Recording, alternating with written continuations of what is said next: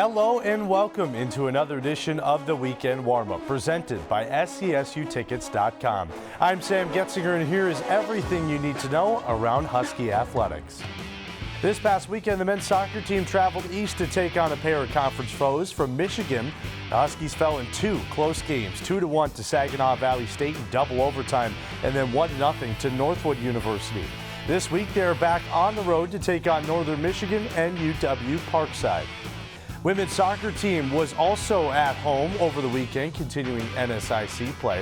The Huskies split the weekend, falling 3-1 to Augustana on Friday, and then came away with a 1-0 win on Senior Day against Wayne State. They are back home this weekend once again against Northern State and MSU Moorhead. Volleyball was also in action as they trekked west to Northern State and to Minnesota State Moorhead. And to no surprise, it was another sweep on the weekend, coming back to win 3-2 against Northern State and then thromping the Dragons 3-1. A one-game set against Duluth is up next on Thursday, and then they take on Crookston on Saturday.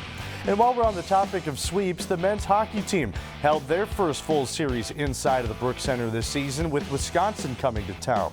Huskies were dominant with a 5-1 win on Friday and a 4-1 win on Saturday. After the weekend, the Huskies are now the #1 ranked team in the country and have a bye week coming up.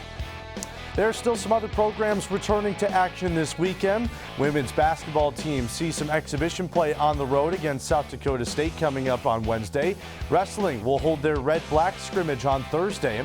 The women's hockey team hits the road to Columbus, Ohio for a conference series against the Buckeyes, and men's and women's swim and dive are back in action as well on Saturday.